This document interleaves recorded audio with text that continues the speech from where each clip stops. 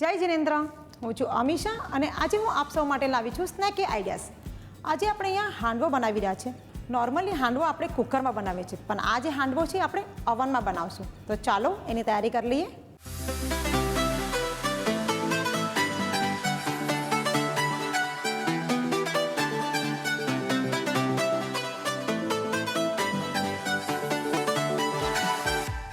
આપણે અહીંયા હાંડવાનો લોટ લીધો છે. હાંડવાના લોટમાં દાળ ને બધું હોય છે, એટલે આપણે અહીંયા દહીં જે છે એ ગરમ કરેલું છે તાકી દ્વિદળ ન થાય. સો હવે આપણે એને મિક્સ કરી લઈએ. થોડું પાણી એડ કરશું.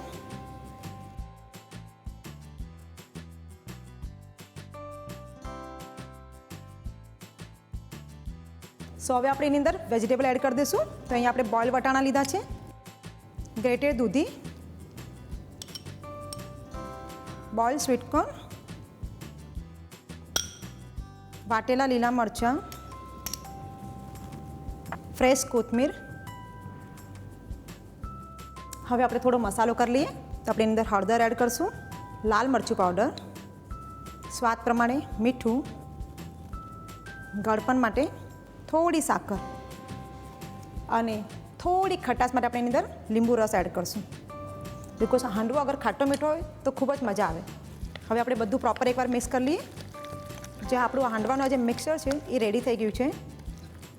હવે તમે ચાહો તો આને 10થી 15 મિનિટ માટે સાઈડમાં મૂકી શકો છો, પણ અગર તમને જલ્દીથી બનાવવો હોય તો તમે એની અંદર ફ્રૂટ સોલ્ટ યુઝ કરી શકો છો.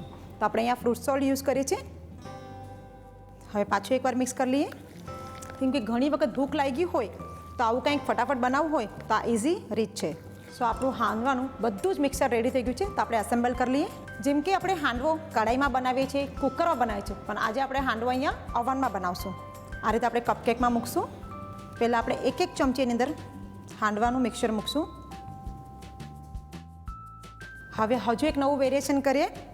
આપણે કપકેક બનાવી રહ્યા છે, તો મોઝરેલા ચીઝ છે એ અંદર વચ્ચે આ રીતે મૂકી દઈશું તાકી આપણો જે હાંડવો છે એ પ્રોપર ચીઝી બની જાય.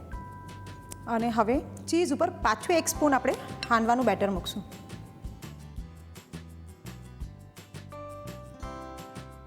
સો હવે આપણે ઓવન ટ્રેમાં આ કપકેકને મૂકી દઈશું.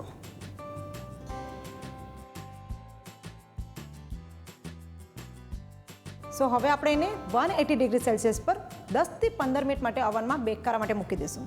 આપણે હવે આને જે હાંડવો છે એને આ રીતે સિલિકોન મોડમાંથી કાઢી લઈશું. સો હવે આપણે ચીઝી હાંડવા પર વઘાર કરી લઈએ. ઓઇલ લેશું આપણે. આપણું ઓઇલ અહીંયા ગરમ થઈ ગયું છે. એની અંદર આપણે રાઈ નાખશું.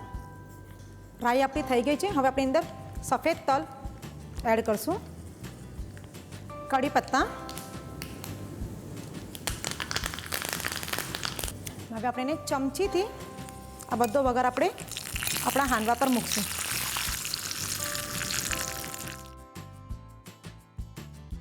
સો આ આપણું ચીઝી હાંડવો તૈયાર થઈ ગયું છે. હાંડવામાં એક યુનિક અને કંઈક અલગ વેરિએશન કર્યું છે. બચ્ચાઓને પણ ખૂબ ગમશે. વેજીટેબલ બી છે. આપ સૌને અગર અમારી રેસિપી ગમે છે તો એને લાઈક કરો, શેર કરો અને અમારા ચેનલને સબસ્ક્રાઈબ કરો.